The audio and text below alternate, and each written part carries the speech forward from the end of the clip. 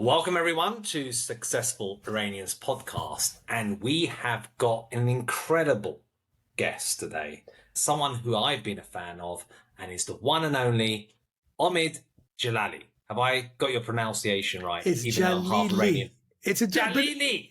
You know what? It doesn't matter. That's that kind of thing. Now I actually tell people it's like Novak Djokovic. The D is silent. It's a bit like Enos with a silent P. Think of it like that. But the funny thing is, I was practicing the pronunciation and I actually was getting it right before this podcast. And when I come onto this podcast, I get it wrong. Yeah, obviously. Starstruck. So for those of you who don't know who Omid is and have been on a different planet, just some overview about Omid. He's an actor, writer, stand-up comedian, a family man, has got 3 children, practicing Bahá'í. He's a Chelsea fan, so I suppose you can't have everything, Omid, on that one. Who do you support? Arsenal. You're an Arsenal. I have a soft spot for Arsenal. I'm very upset they didn't win the league this year. I have no problem. I was there when Michael Thomas scored against Arsenal. Sorry, when Michael Thomas scored against Liverpool to make it 2-0 when it was the impossible. It was the impossible win. I was there. I remember. We'd never seen an ending like that ever in football history, actually. So you've had an incredible career in terms of comedy. From my background research view, first break came around at Edinburgh, big break, Edinburgh Fringe Festival with your show, Short Fat Kebab Shop Owner's Son. By the way, we should stop here and also say something about you, Johnny. The reason why I'm doing this, because you've been so supportive. I think you have spent some time in Iran. For those of my lot who don't know you and probably thinking, what am I doing with this guy, Johnny? Johnny's such a... I came across you on Clubhouse and everyone was saying, Johnny's amazing. Johnny's so supportive of Iranians. We need more British people to get behind this women's revolution. And you've been doing that, which is... I absolutely adore you. And I think what you're doing is great. So that's why I'm here. But more about me. Go ahead. You keep going with your introduction. You're making me blush. But I've said before, Omid, being half British, half Iranian, I lived in Kermanshah 4 years during the revolution and the Iran-Iraq war. And I left Iran, but Iran never left me. I've always loved Iran and been very proud about it.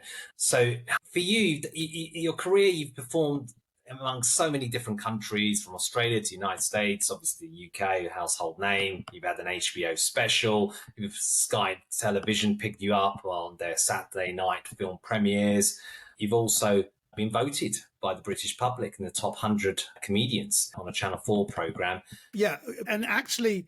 it is interesting. You mentioned that I'm a Baha'i, and even though the Baha'is are the most persecuted minority in Iran, along with other minorities, Baluchis, Kurds, homosexuals, the Baha'is also, like all the other minorities, we're staunchly patriotic as well. So being representative of Iran as a stand-up comedian was something I felt that was very important. And you said you're half Iranian, half British. I'm a British-born Iranian. So the first show I did, which was Short Fat Kebab Shop Owner's Son, people don't know this, the whole concept was I look like a short fat kebab shop owner's son, but inside me there was a tall, thin, high cheekboned English ponce screaming to get out. As you can tell from my voice, I'm very British, and I think this is what's always confused Iranians. Because is he half English? He said, no, I'm fully Iranian, but I just have one of those accents which I'd like to describe as being educated.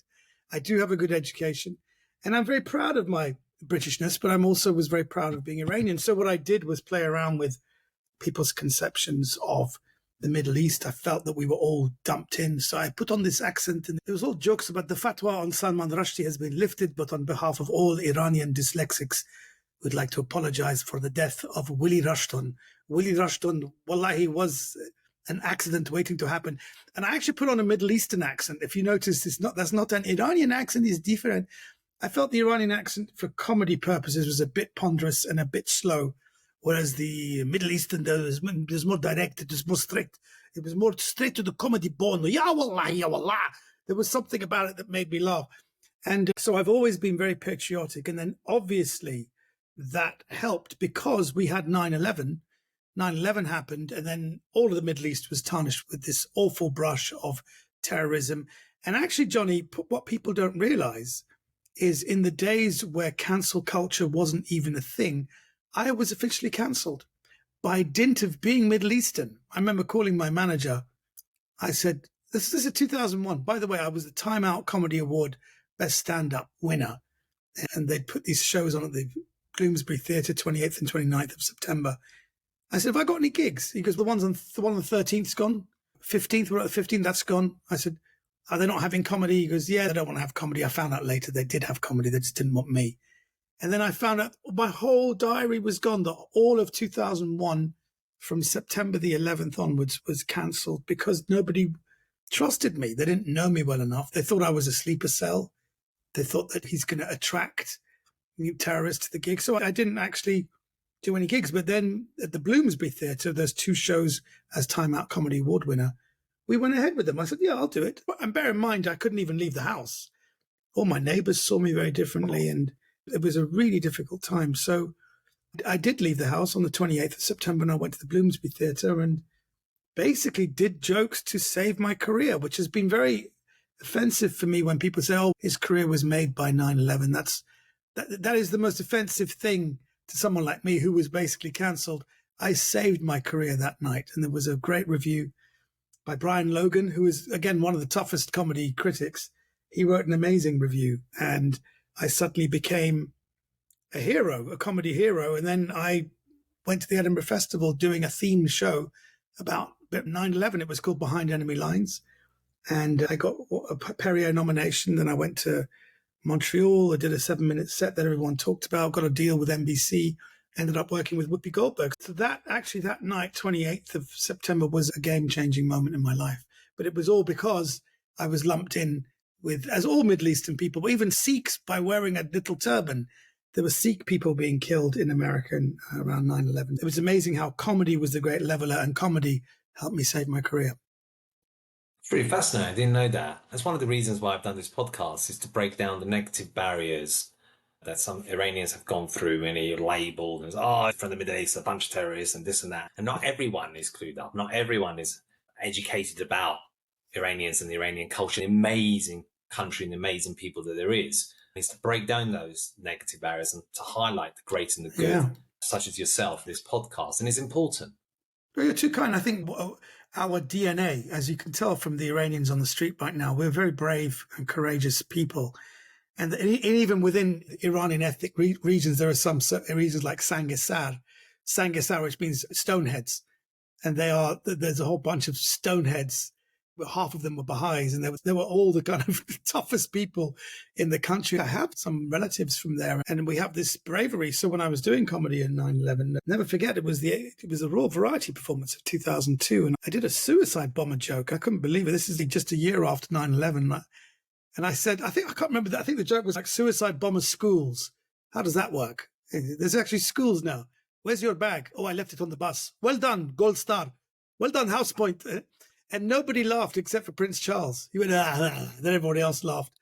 Because I didn't realize that that time the royal family have a very edgy sense of humor. So it was jokes like that and having the bravery to do them. I think that's the thing. It is my Iranian background, and so many British comics, because how do you get the balls to do that? I think it's in my DNA. That really helped, because we do have comedians in Iran. We do have, but we certainly have brave people. So I made some huge mistakes as well, but at the right time, doing the right risky joke at the right time really helped, I think.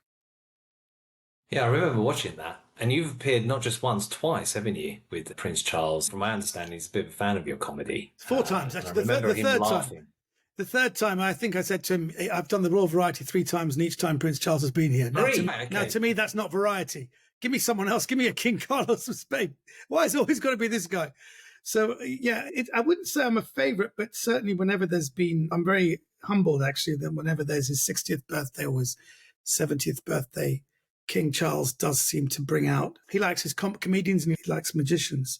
He even said to me once, I'm fascinated by comedy because that's what I do. I have to give speeches and I've often got it wrong. And how do you deal with it? He even asked me once, what do you do if someone doesn't laugh? I said, just have to carry on as if nothing's happened. He goes, you see, it doesn't work for me. I do something, people get offended, then they write about it in the newspapers. It goes on and rolls on for years and years. I can see he's very upset by things he's said that haven't gone down well. So he's always been, he goes, I'm just fascinated by the spoken word. And he's always said that whenever he does these, nothing against musicals or nothing else, he goes, but he's always fascinated by one person speaking and creating images and worlds just through speech, whereas he'd find that more interesting than 60 people dancing around in a great musical number. So he's one of us, King Charles. He loves the spoken word and he loves ideas, and he finds words and ideas very powerful, and is always interested in how you can get reactions, get people to be moved, or get people to laugh, or get people to be fascinated. He goes, you say things and there's you could hear a pin drop. It's remarkable. So I'm very moved. There's a group of us. He seems to like me and Bill Bailey and Rowan Atkinson. And there's a few of us. We're always there every 10 years. Like we always see in 10 years' time.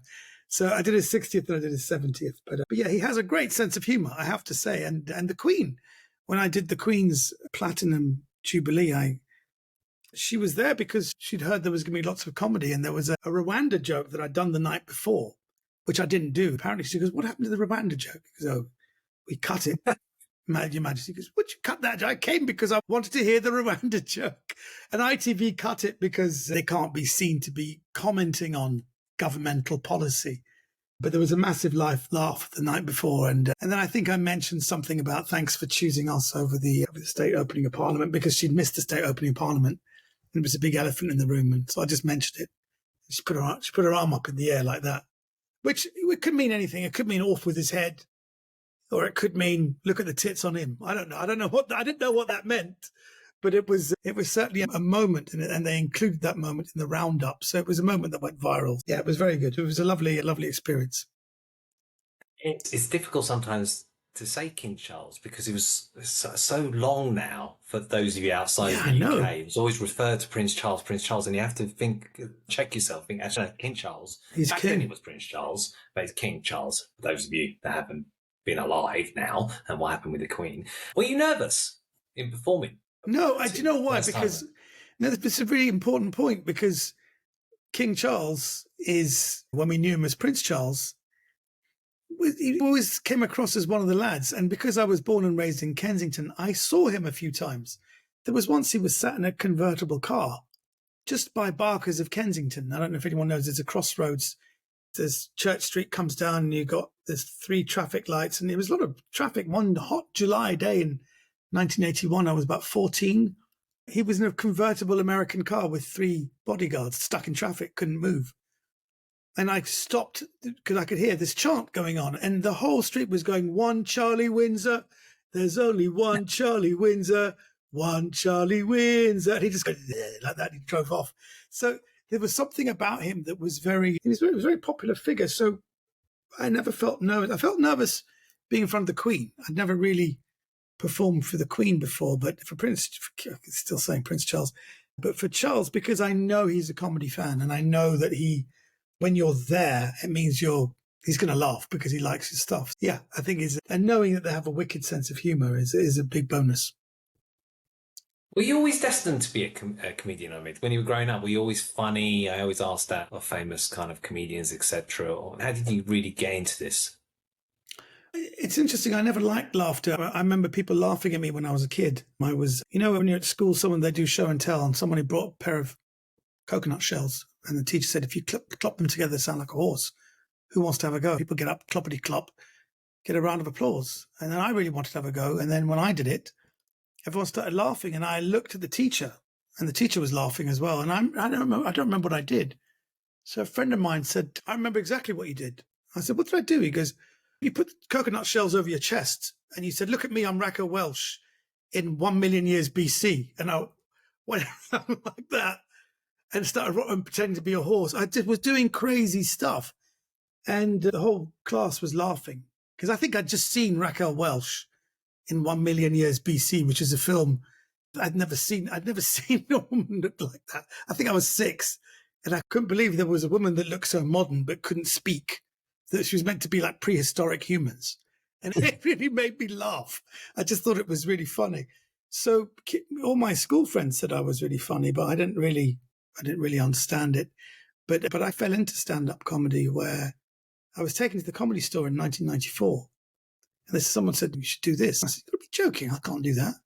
Proper comedians doing proper material. And I gave it a shot. And I think there are literally hundreds of thousands of people want to become comedians. And the ones who do make it, it's a bit like the sperm that has fertilized the egg. Like loads of sperms go, only one makes it. And I went, and amazingly, I think they laughed at my first joke.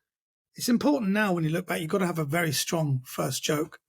And I think my first joke was a joke about my name. My name is Omid Abu Abdul Qasim Ittihad Ibrahim Mamdouh, but call me Trevor. I think that was the first joke.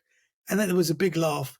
And then then the second joke was about my mother haggling at McDonald's. Then the third joke was a joke about the word BMW. And there was lots of things which were culturally specific that somehow connected with an audience. And each joke worked. Each joke landed.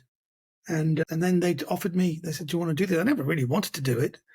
I wanted to be like Al Pacino or Robert De Niro. I saw myself more as Iranians all think they look like Pacino or De Niro. But I just, unfortunately, looked more like Danny DeVito and ended up going in comedy. And it was something, it's very different to like my friend Maz. Maz Jabrani always wanted to be a comedian. He was a law student and studied it. And I fell into it. I didn't really want to do it, wasn't really aware of it, didn't like it, never sought it out, never went to watch it. So we've had very different paths, Maz and me. But then with both of us, I think, after 9/11 felt that it was important. As no one else was doing it, we better do it, and we better try and do it to a certain level that connects. And actually, I'm very grateful to Whoopi Goldberg when I ended up doing that show with NBC. It was a show I did with Whoopi Goldberg for a year on NBC. The year they were losing Friends. It was the last season of Friends, and Whoopi was a hotel comedy, which was the lead into Friends. Whoopi was I was about 36 at the time, and she said to me, you're like what Richard Pryor was for us. I said, what do you mean? She goes, you're the first doing this. I said, you can't compare me to Richard Pryor. She goes, no, of course, I'm not saying you're as good as him. In fact, but you're the first. You're about 30 years behind. And this was the important thing. And she was right. The Middle Eastern community, as far as doing, let me say that again. And she was absolutely right, because as far as the Middle Eastern community was concerned, doing comedy in the English language, we're about 30 years behind black comedians like Richard Pryor, Eddie Murphy. There was like every black comedian who comes through now, there are generations of people you can look back. Even someone like Dave Chappelle and Chris Rock now can look back at Bill Cosby before he was arrested. You can look back at Eddie Murphy. You can look back at lots of people who were the trailblazers. And she said, you got to promise me to keep going. Just keep going, because a lot of people are going to be inspired by you. And she was right. The whole thing of stand-up comedy in the English language was something we just were underrepresented. I'm very pleased that I had that encouragement to keep going. Yeah, and you need breakthroughs and you need role models. Did you have one? I know you fell into it, but did you develop a role model that you aspired to within the field of comedy? Not so much in comedy, no, because there was no one doing it. I remember there were some funny Middle Eastern people I knew. I had an uncle who was a professor of English literature who was very entertaining. He was an amazing expert on James Joyce, W.B. Yeats. And if you went to one of his lectures, he was hugely entertaining, Middle Eastern, funny, energetic. And then he encouraged me and he said, that's great what you're doing with stand-up comedy and acting. I said, yeah, but I really want to be like you. I was training to be a professor of English literature. And I said, I'd like to be like you. I want to be entertaining. I want to bring literature to the masses. I want to entertain a crowd of 100 people. And he goes, Omid, all I ever wanted to do was to be an actor. I just wanted to do Shakespeare, but my father wouldn't let me. Yeah, I can entertain 100 people, but you can reach hundreds of thousands of people. You can reach millions. So he's like saying, do it for me. Go and be successful in a way that I couldn't be. So his name was Sohail Boushroui. Quite a few Bahá'ís and Middle Eastern people will know him. In fact, Prince Charles knew him very well because he was an advisor. He was an advisor to Prince Charles, and he was a really remarkable person. I like that because he was a role model in the sense that I'd always seen comedy and kind of people trying to fulfill intellectual or spiritual pursuits, or in literature, for example. I never saw there could be a connection between being a funny person and a spiritual and intellectual person. I always thought it was one you ought to choose. But he was both. He was funny, intellectual, and deeply spiritual man. And I think he was my main role model growing up. I thought I can have it all. If I can try and at least aspire to having an intellect, I can aspire to trying to better myself as a human being, and I can aspire to entertaining and making people laugh. So I would say, yeah, definitely he was my main inspiration because he was also loved football. Amazing. He played football internationally for Egypt He was only 5'5" or something. He kept talking about his bullet headers. So he's a good footballer. And he went to the American University of Beirut, and I think he ended up at the University of Maryland, where he was chair of Khalil Gibran studies. So he was a remarkable human being, and I'm very grateful to him. He died a few years ago, and I actually dedicated a chapter to him in my book. I had an autobiography, and by that time he'd lost his sight. So his daughter had read him chapters, and he rang me up and goes, "Omid, everything you say about me is absolutely, totally correct. Well done. Thank you for writing this. It means a lot to me. Thank you." He just kept saying thank you. And apparently they'd read him the chapter every 3 or 4 months. Because read Omid's chapter about me. So he had enough of an ego as well to have me being read to him at night before he went to bed. No, he was a remarkable individual. I was just so grateful that he came into my life. And we all need them. We all need those people in our lives that elevate us or inspire us. And one of my favourite comedy films is Hear No Evil, See No Evil. Yeah. Showing my age. But Gene Wilder and Richard Pryor. Yeah. Great and film. Richard was great. And it was a great film. They were both amazing, I must say. It's one of those ones where you watch back again thinking, will I still like it? And I did. Some films, some other ones. Yeah, some age, but that one doesn't. Yeah, there's quite a few of them. I find even films like The Graduate, when you look at The Graduate again, doesn't age. If you look at the first Alien movie or Aliens, some of these films are just timeless classics. And See No Evil, Hear No Evil is an absolute comedy classic.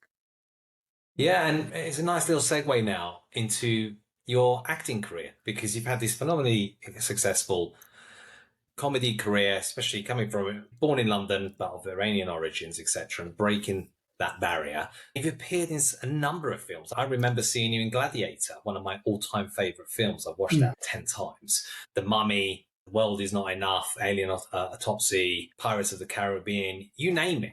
Did acting come naturally? I had always been an actor, and from a very young age, I was doing sketches at school, and I suppose the first influences I had was a show called Not the 9 O'Clock News, which had Mel Smith, Griff Rhys-Jones, Rowan Atkinson and Pamela Stevenson, who ended up marrying Billy Connolly.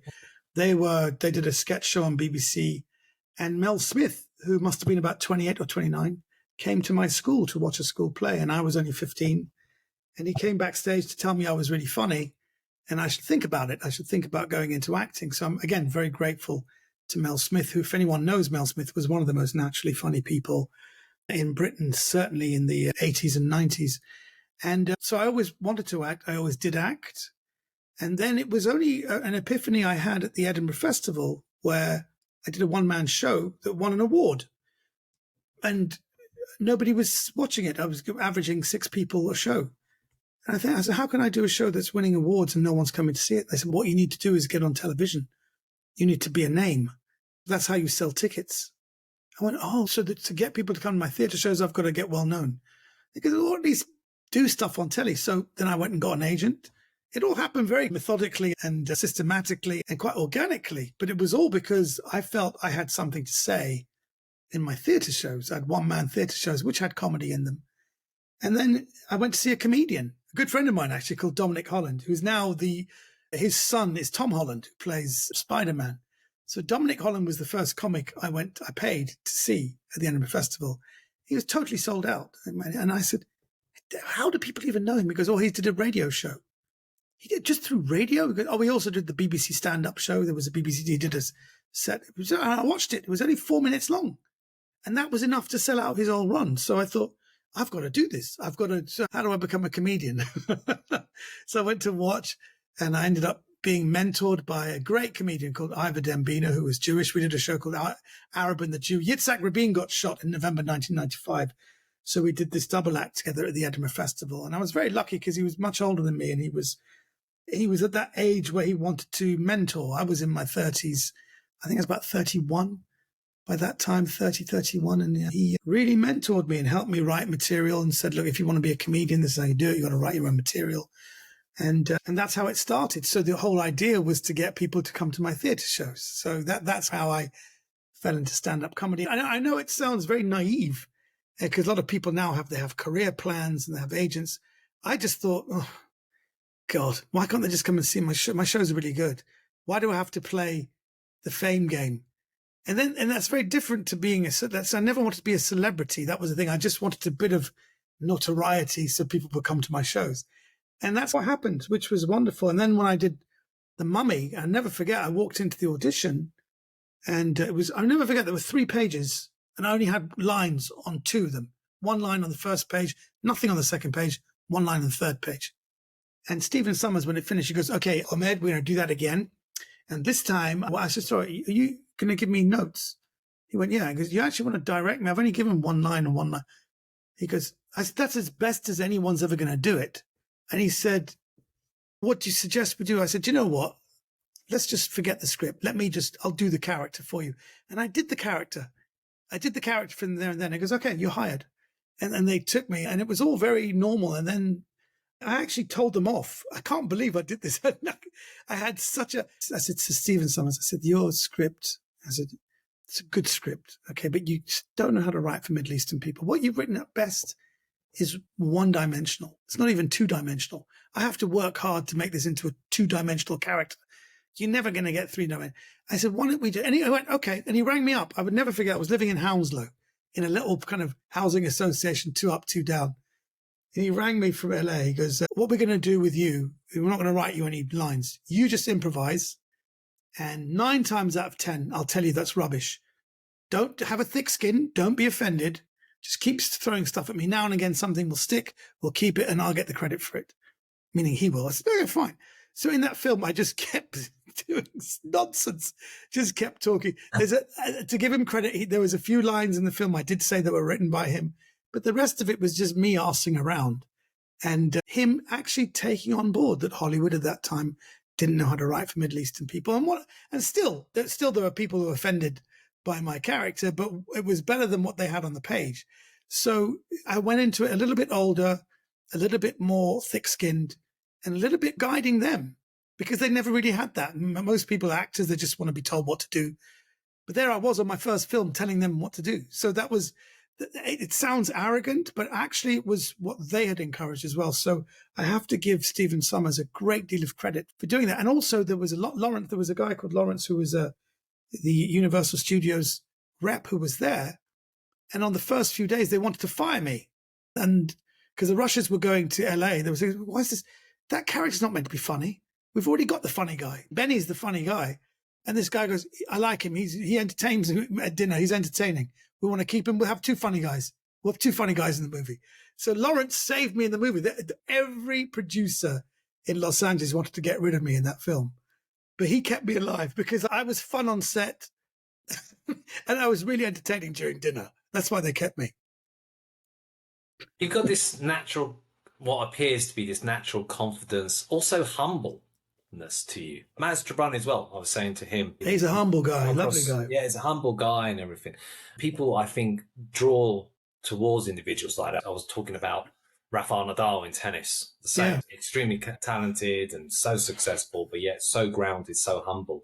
Any particular film that stands out of all the rest that you've done that was like a favourite of yours that you've acted in? Naturally, The Infidel, which was written for me by David Baddiel, who was always looking to do it. He'd written this film but didn't have anyone to play it because he didn't want it. It was about himself. Because he said he was beaten up twice in his life, once for being Jewish and once for being Pakistani. Because I remember seeing David Baddiel, I remember thinking, I like that Pakistani guy, that Baddiel guy, because he's kind of very dark looking. I didn't know he was Jewish. I just thought he was Pakistani. I remember meeting him and I said, you're Pakistani. He went, no, I'm Jewish. I didn't know. I've got this idea for a film of a Muslim who finds out he's a Jew. And I'd love you to do it. So he sent me the script and we worked on this film together. And it was one of the most unsung kind of British comedies. It sold to 65 countries. It made quite a bit of money, actually. I'll tell you that much. We still get residual checks now and again. And it was basically a film which was very Bahá'í-like in the sense that the Bahá'ís believe that God is one, religion is one, and humankind is one, which is, even though David is an out-and-out atheist, says that whatever I believe, I do believe that we are one. And Muslims and Jews are both Semitic and there's no reason for them to be fighting. So he wanted to write a film that brought that together. And good on him, he really succeeded. It was a really fun film. I got a clutch of awards. I won the Best Actor at the Italian Film Awards in 2011. And that would say is my first lead But then again, there hasn't been more need for bald leading men. So I haven't had any leads since. But as a leading role, it was something that for the first time, I was very glad that someone even trusted me to carry a movie. So there's no question. That's my favorite film that I've worked on so far. Yeah, and you've won a clutch of awards, the Emma Award, Time Out Awards, numerous awards in your whole career. It leads us nicely onto the Mahsa Amini revolution and what's been happening since September. And I've seen the part you've played in doing your bit in becoming like an activist almost, really, because I've seen you on Newsnight, I've heard you and watched the YouTube segments with your appearance on the James O'Brien LBC show in raising awareness and really getting the message out. Because when this revolution first started, the people in the revolution in Iran asked for one thing: please be our voice. And on Twitter, where you're very active, and how important it is. And it goes back to that Rumi quote: alone we're a drop in the ocean, but together we become the ocean. Because Yes. Often people think, little old me, what can I do? But if we all come together, we can do great things. It's beautiful. And the revolution has gone up and down and everything else, and it's been quite taxing, especially you have a love for Iran and you have skin in the game, which we all do. I'm half Iranian Kurdish. It's been very oppressed. Mahsa was Kurdish Iranian, and Bahá'ís have been oppressed. You just have to watch, for those of you listening, there was a leakage of a video from the BBC, I think, showing a clip of the Bahá'ís being interrogated around the 1979 revolution by the Revolutionary Court, and all the kind of mass killings and all the pain that's gone into that particular minority. And it's amazing you've done comedy out of all that kind of trauma and travesty. What is your view of where we're at with the revolution? Revolutions do go up and down. When I do remember, I've been involved in a lot of activism around speaking out against hate speech for many years, trying to get Baha'i prisoners out of prison who were in there for no reason other than the fact they were Baha'is. I've noticed that the diaspora became a little bit disunified.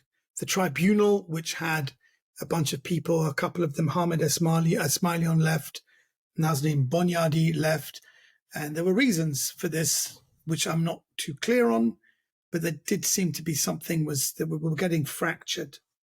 And that was very upsetting for all of us.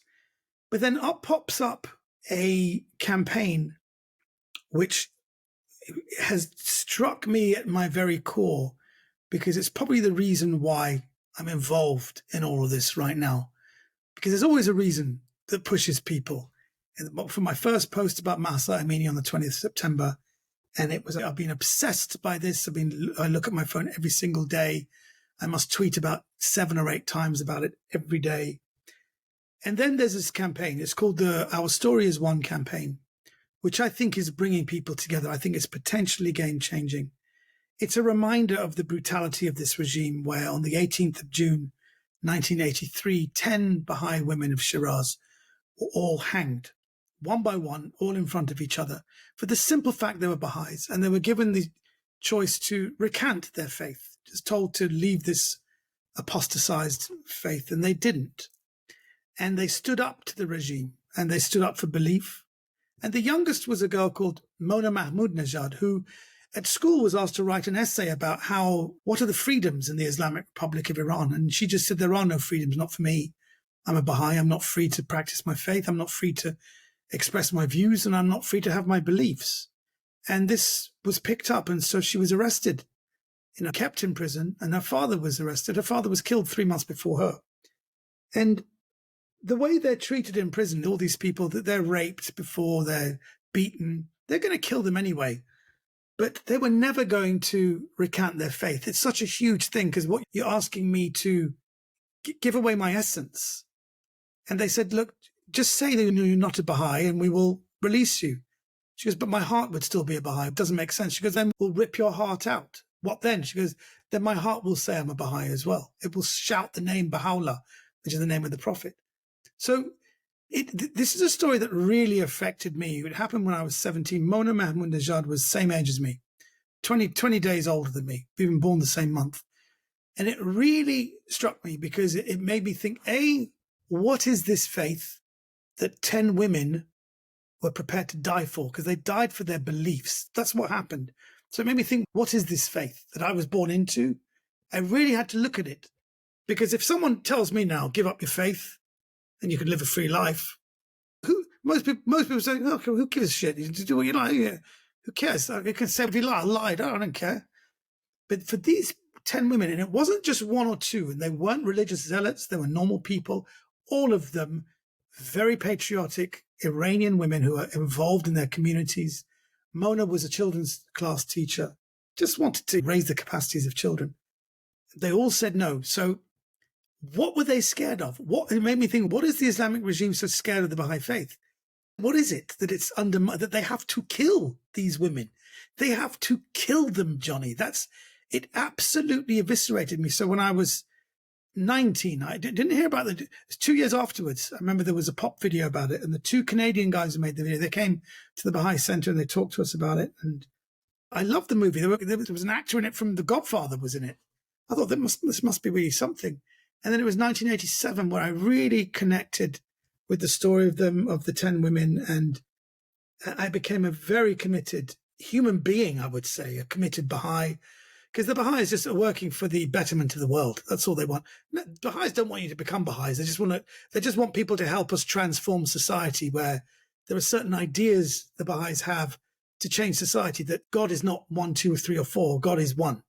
Religion is not fractured. All religions are different chapters of the same book. So for people to fight on religious grounds is ludicrous, and that mankind is one. So just to understand our fundamental oneness is a principle that would change the world overnight. And there are many forces that don't want that because they want to hold on to their little localized power. So it really transformed me. And now this particular campaign, 40 years on, has hit this revolution very hard, because there's generations of people who don't know about this. I was a teenager when it happened. So I'm getting lots of people who said, I didn't know anything about this. This is appalling, because they don't kill women. Their men and boys are being executed, but not women. Schoolgirls are being gassed quietly. They want to get rid of the kids. And the fact that Mona was 17, that it also has a huge impact on the United Nations, because they tried to stop child executions after that. And around the world, they've stopped it, except for the Islamic Republic of Iran, who continue to execute people under the age of 18, which is appalling. So this case of the 10 women has hit Iran hard. So students have started, now they've heard about this story, they are going strong with the no campaign. We say no to the Islamic Republic. We say no. We're together, hand in hand. Whatever it takes, we say no. We will not go along with your bullshit ideas. And even now, I put my article on Twitter, and so many people said, brilliant article, Omid, enough is enough. This is the bit of information we needed to hear, that for 44 years they've treated Iranians like this, because Baha'is are patriots. They're patriotic Iranians, and they're killing the best of them. And people have had enough of it. They're saying enough is enough. Enough killing Baluchis, enough killing Kurds. We are Baluchis, we are Kurds, we are Baha'is, we are one. As an Iranian people, we are one, and we say no to this. And for many years, we've been scared to say it. I've been scared. I've been discouraged from saying, if I say something bad, if he says something bad about the Republic of Iran, he's a Baha'i, they'll go and hurt Baha'is. Be careful what you say, Omid. No, they're gonna kill Baha'is anyway. They're gonna kill Baluchis and Kurds anyway. We need to all together stand up as one and say no, because if we do that, then the globe, who has been watching this and have been totally, they've done absolutely nothing, and they're propping this government up, and we have to say no to them. So together, everyone gets up. We isolate this regime and we get rid of them, and we should have no fear in saying that at all. No repercussions, and we have to keep saying this until they go. I think this is why people have had enough. And this story of our story is one, which means all of us are one in this, with one goal, that we live for freedom and we have change, proper change. And that's why I've got behind this. That's why you can tell, Johnny, in my voice, I'm angry. I'm angry. I'm passionate about this. No more jokes. I can do jokes about, the United Nations Human Rights Council Social Forum is chaired by who? The Islamic Republic of Iran. That's a bit like Hitler being the new chief rabbi. That's a joke. It'll get a laugh, but it doesn't change anything. We have to keep talking until this stops. This cannot happen. Their tentacles are everywhere, and we are propping them up. The UK government, USA, who would still talk about the JCPOA, they're propping these people up by negotiating them. And for years, Johnny, we've said sanctions. Let's use sanctions. They don't care. Sanctions is it's a bit like I said before. It's a bit like zombies attacking you, and sanctions it's like us saying to a bunch of zombies, "Excuse me, have you thought about having a plant-based diet? Have you thought about a vegan diet?" Doesn't make any difference. They don't care about sanctions. What they do care is when you hit them in the pocket. Take away IRGC. Once they go on the terrorist list, you cut them off. Nobody wants to deal with this government anymore. And very soon, the people will leave. The people in the IRGC will leave. They don't want to be part of a terrorist organization. Nobody will do business with them. So this is now our story is the most game-changing and most important campaign we have to bring everyone together with one goal and to get them gone. And that's it. I can hear the passion in your tonality and your voice, and the care, the love that you have. And it sounds like a beautiful campaign, because this cult of death called the Islamic Republic, when they first came in with Khomeini, when he was eating his yogurt and onions in France, having his face on Times Magazine of the Year and everything else, there's been reports that have come out whereby in Jimmy Carter's administration, they held back the army from doing a coup and helped them to go on the path of neutrality, which then ushered in the Islamic Republic, which has always been anti-Iranian, anti-Iran. They couldn't care less about the people. They see the people as slaves. Yeah. They don't care. They've got everything they failed on every single level. They've got one of the biggest suicide rates of any young population in the region. They've got a currency which is worth less than toilet paper. They've got an open prison. They have taken away the hope of so many Iranians. They've made Iranians leave the country in droves, with one of the biggest brain drains ever seen in any country of about 8 million Iranians all across the world.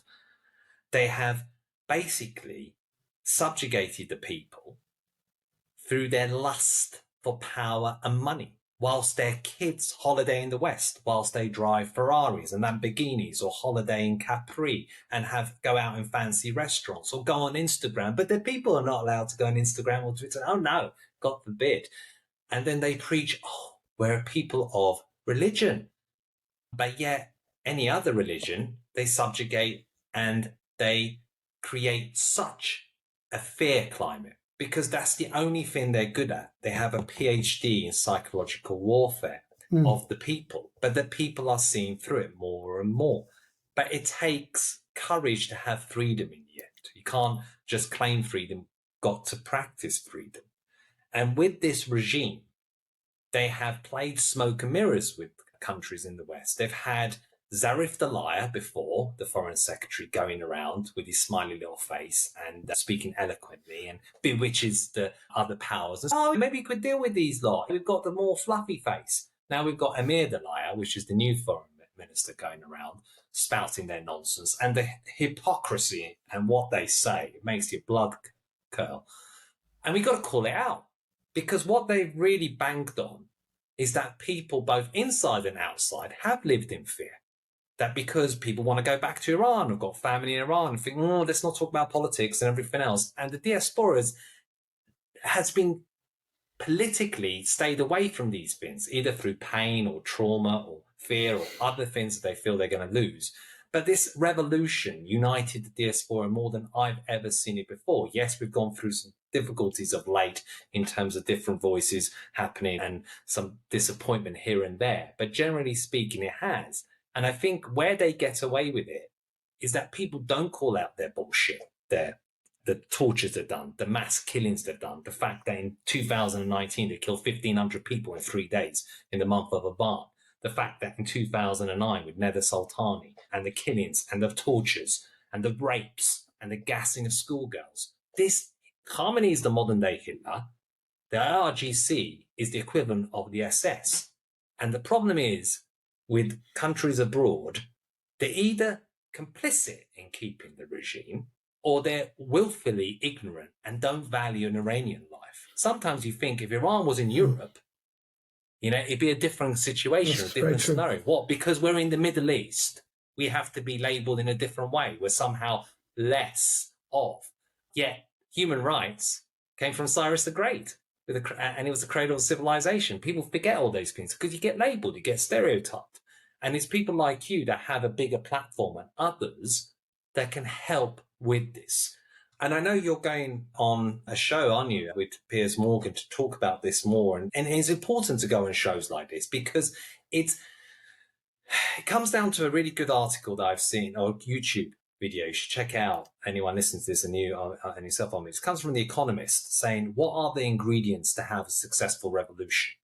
And they said, number one, you need to have resilience. Okay, to have a successful revolution, which we've shown throughout that whole time, September, December, it was coming night after night. Some of the reason why it fell away a little bit in terms of the protest more and more is because people wanted some return on their effort, and they're trying to do it in a different way because it's about having tangible wins. But it did show resilience. The second thing is making major mistakes to have a successful revolution. Some people say they've been quite controlled. They've made an example child of Kurdistan at times when they've gone in hard, or Baluchistan where they killed about 80 people in one day.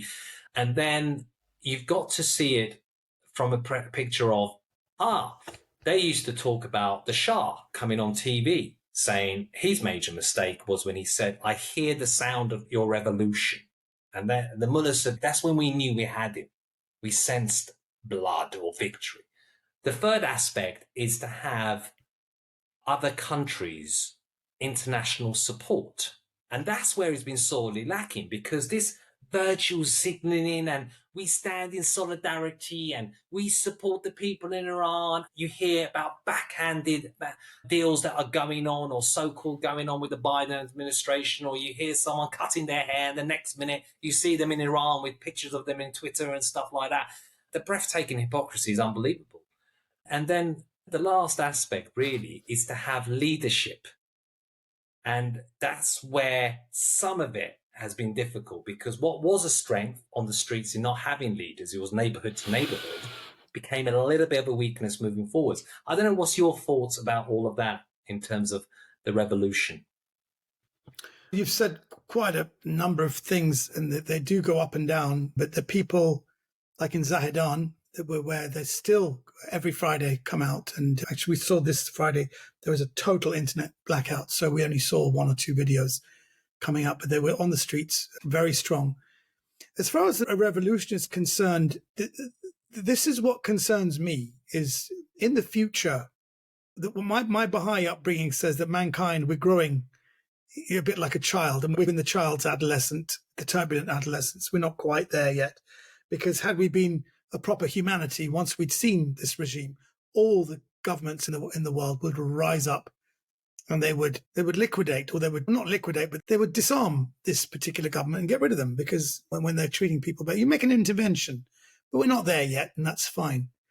There has to be, I think, now foreign intervention. I really believe that. Not so much in foreign intervention, in a sense, don't negotiate with these people. Don't isolate them. We've always said that. Close down the embassies, freeze the assets, and send home the diplomats. And that makes a massive thing. Put the IRGC on the terrorist list. Everybody knows, as far as international intervention is concerned, there's a very simple process of doing things, which once they do that, the Islamic regime will come tumbling down in a matter of weeks, which is why we have to pay a real tribute to Vahid Beheshti, who was hunger striking for 72 days and is still outside the Foreign and Commonwealth Office. Every day, whenever James cleverly sees him, he looks away, doesn't want to look at him, because he's saying you've got to put the IRGC on the terrorist list. And by not doing that, it's an affront to the people of Iran. That's the only help they need. And the more you do that, the more people are suffering. They're suffering because of our governments are still negotiating. So that's what the people of Iran are asking. They're not asking for anything. They're just saying, just don't negotiate with these people. Don't have any financial dealings with them. Hit them in their pockets. And I think that is what we're trying to do. Even this podcast now, me going on Piers Morgan, whatever, raising awareness that let's isolate this regime. Enough is enough. The people have had enough. And you look at the polls, 84% of people want this lot gone. They don't care about the hijab. And these are things that are there to control people. The people of Iran are modern people. They don't want to live in the Middle Ages. And it gets to a point where, honestly, I really would like Muslims to get involved. Muslims around the world are staying quiet on this because they're embarrassed. They're absolutely embarrassed. And I remember years ago being in a cab with a Pakistani Muslim who goes, the real Muslims are in Iran. I said, no, they're not. Why are you saying that? He goes, they're proper Muslims. I said, proper Muslims that kill people? What are you talking about? You should be ashamed for saying that. He goes, oh, sorry, I didn't mean to offend. I said, you have offended me. You can't say they're the proper Muslims. In fact, if you were a proper Muslim, would call out the Islamic Republic of Iran, very soon they would do so much damage to Islam, nothing will remain of Islam but the name. That's how much damage they are doing. I'm calling on Muslims around the world to do something because they are bringing the name of Islam. They're dragging it through the trash. And then people have a go that a cartoonist does something about Muhammad, kill them. But the people who are really dragging Islam through the mud, no one is saying anything about them. So I call on I have Muslim friends who are utterly outraged because we're so outraged we can't speak. We just can't even speak. It's like how embarrassed my kids are about when I've been like a typical dad on holiday. Because we're so embarrassed that we can't even speak. I have Muslim friends who can't even speak. That's how embarrassed they are. And they say these are not Muslims. In fact, if you look at my article, anytime I tweet, I put the word Islamic Republic of Iran. I put the word Islamic in inverted commas. And that is out of respect to Islam, out of respect to my Muslim brethren who do not see this regime as any representative. They are the Islamic. It's like, I remember, honestly, Johnny, I remember there's one thing I'm very proud of. Do you remember when Islamic State killed James Foley? That was the first person. And on the BBC, they said Islamic State have killed journalists. And I'm thinking, what? Which Islamic State? And then I found out it's a group who call themselves Islamic State, yet the BBC are referring to them as Islamic State. So I sent a tweet. I said, dear BBC, can you stop calling them Islamic State? They call themselves Islamic State because no Islamic State would condone this appalling behavior. 2 days later, the group calling themselves Islamic State, that's what they said on BBC. So I'm telling you, as a Baha'i, as a persecuted minority, I'm here to defend Islam in a way that Muslims should be. You need to be defending that Islamic ISIS are not a representative of Islam. And by the way, can I say something else, which I think is really important? When you see speeches by Ayatollah Khomeini's son saying, we need to kill Salman Rushdie, where are the jihadists? They should be blowing up libraries and embassies. I've put a tweet saying, what is the difference between this speech and ISIS rhetoric? And look what happened with ISIS, a concerted global effort to eradicate them. And look at the Islamic Republic of Iran, vice chair of the United Nations General Secretary. Something is going on and something is really wrong. And it's time for the people of the world to stand up and say, enough is enough. Can the world only be about money? Is it do we really not value human life, that you're happy for women to be shot in the face just so you can wear a bikini in Los Angeles? I'm not talking about American people. I'm talking about the children of these mullahs. I'm talking to the children of the regime right now. If you're listening, are you happy driving around in your BMWs knowing that your parents and your families are killing people on the streets? Do you really think you can live that life? Seriously. Is it really about money? Oh, they're making money, so it's justified. Really? If I knew my comedy was hurting someone, if I was doing a joke that was hurting someone, I'd drop the joke. I'd drop it. If I knew something I was doing was offensive, I'd drop it. These people don't care. And it's time we cared. And what's on the top of the United Nations building is a Saadi poem. It's an Iranian poem that says, if you do not feel human pain, the name of human you cannot retain. We can't call ourselves human beings if we see these abominations, killings, rapes going on in prison. We can't call ourselves a human being if we allow it to happen without doing something about it, let alone the children of all those regime people who are living the life of Riley. It makes me sick to my stomach. And I'm speaking to them now. Wake up. Jesus Christ, wake up and do something about it. Yeah, it's an absolute bloody disgrace. and the international community has been as weak as water. Yeah, Weak seriously. as water with this Ayatollah regime. And the thing is, when you look at it and the way it's been all operating, people are tired of words. We want actions behind the words, substance to be designated, like you said, a terrorist organization, because there's no difference between these. In fact, in some ways, they're worse.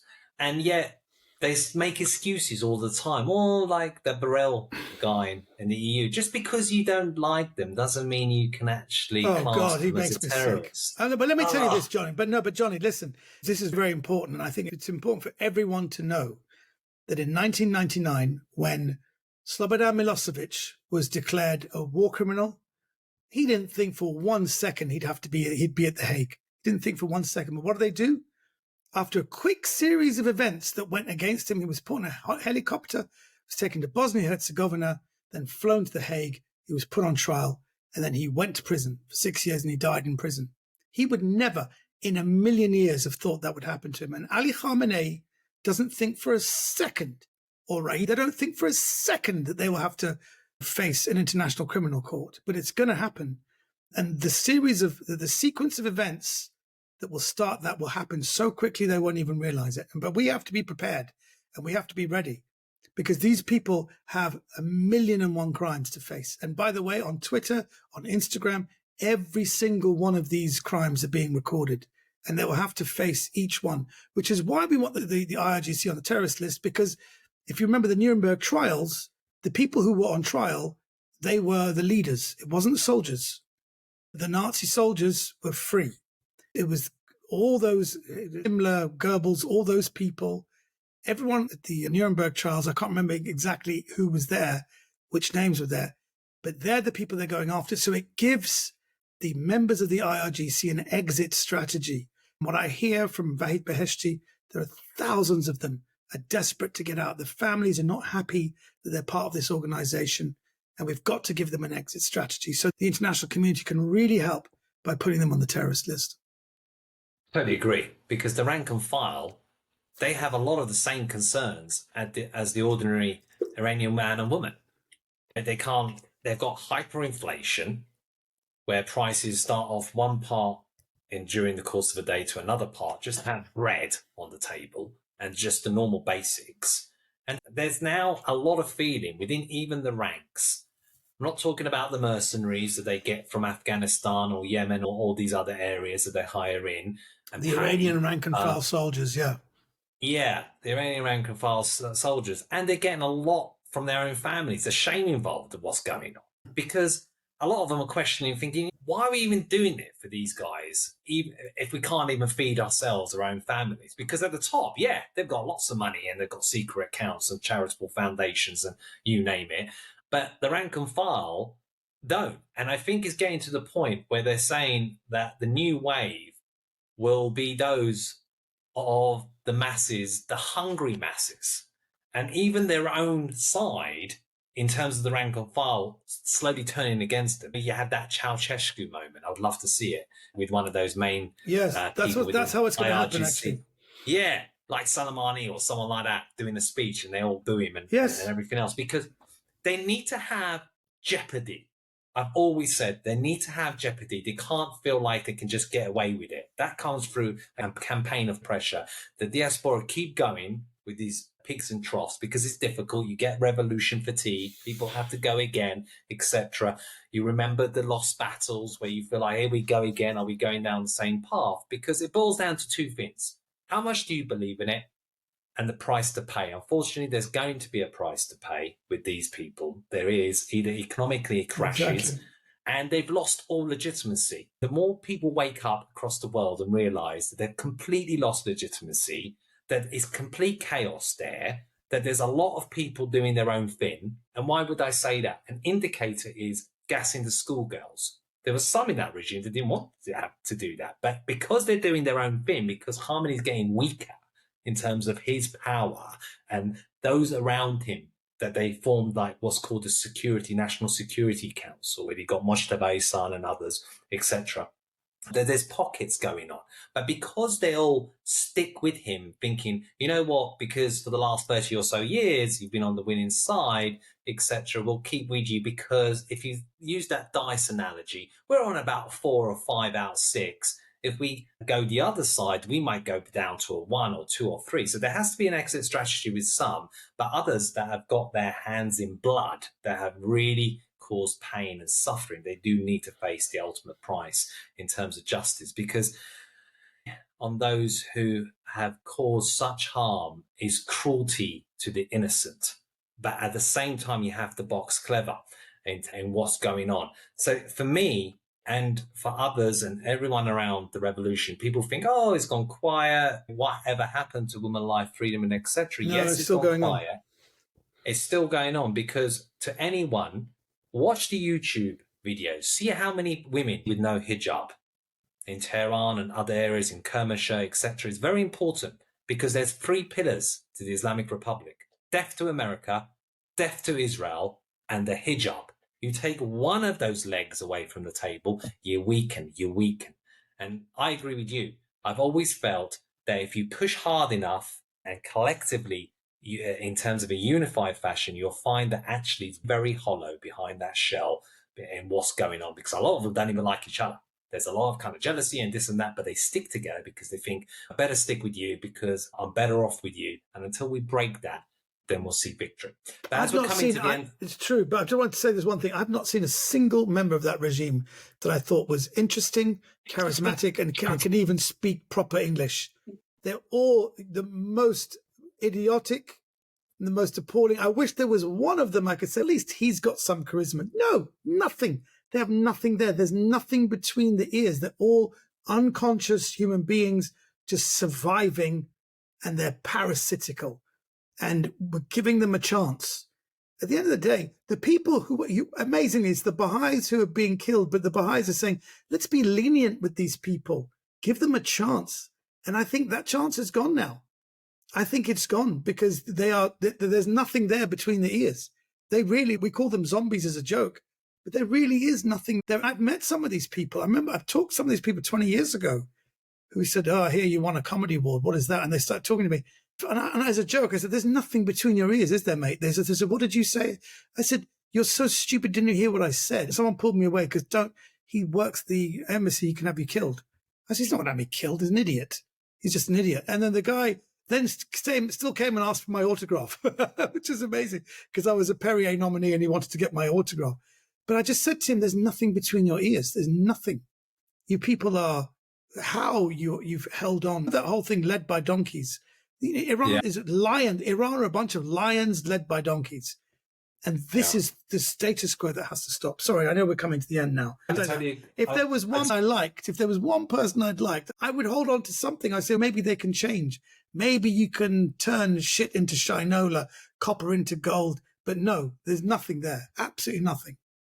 And the people did it, tried it. Evolution, not revolution, with the 2009 Green Movement, Where Is My Vote, with Ahmadinejad and Mir Hussein, Hussein and Karoubi. It didn't work. Nothing works because they're unreformable. You can't change them.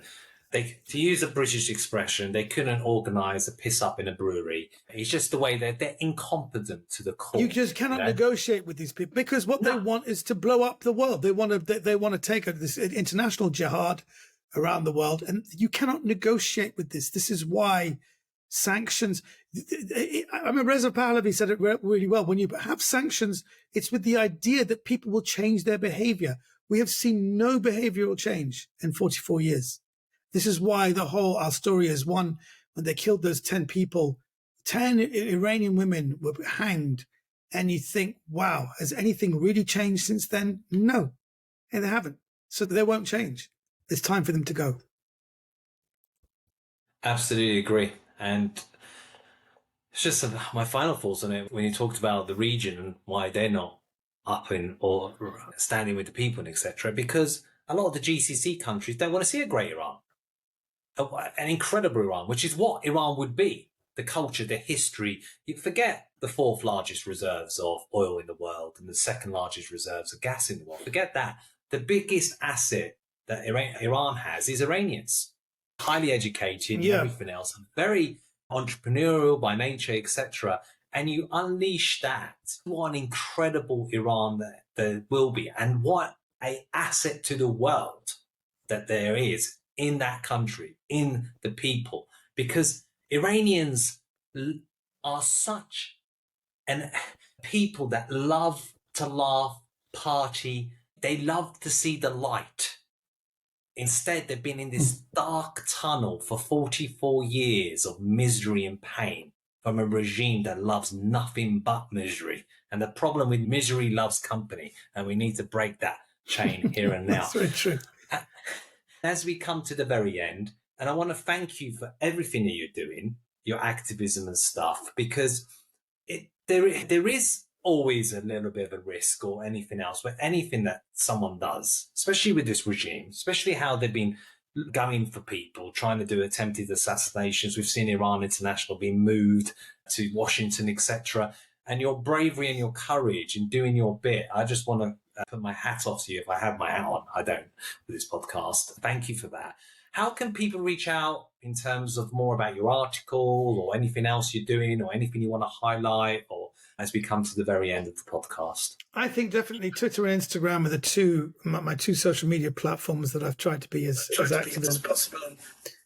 And if they follow me, they can see the latest. Go back on my tweets. I think the Instagram are mostly, there's a speech I had that's put up there. There was a film I made about the 10 women of Shiraz, where I made it more about an English girl. What would it be? The idea being that just because it's not happening here doesn't mean it's not happening. So we anglicized the last days of Mona Mahmoudnejad with an English actress called Pippa Walton. And I was very proud. That was shared by Rainn Wilson as well, with his 3.4 million followers. It got 1 million hits on his page. It got 1.3 million on mine. So that story, the story is out, and get involved. I think get involved with, speak out, use your own creativity. If there are any content creators out there, have a look at the story of the 10 women of Shiraz and make your own bit of art. I think we can bring down governments with art. I really believe that. I think we can change, people's hearts can be changed. And in fact, I have to tell you, it was the story of these 10 women was brought to me through a North American pop video. Two Canadian guys. It was a pop video called Mona with the Children. If you YouTube it now, it's very dated. The song is very dated, but they used art, and they used art powerfully. And it was a story that really landed with me, and it transformed me. And that was the biggest change in my whole life, age 17 to 19, hearing about the story, having an effect on my life. And it made me realize, why her? Why was she 17 as she died? And why am I here and I'm alive? It made me realize it's better. A meaningful death is more important than a pointless life. And I don't want to have a pointless life. So to make my life more meaningful, obviously I'm a stand-up comedian and I will try to continue to be as funny as I can. But we need to do things. We need to make art. If you're an artist, be an artist. Use the freedoms that we have in this society to create great art, because art does transform. Comedy transforms. So get involved, make your own art, and let's together carry forward an ever-advancing civilization.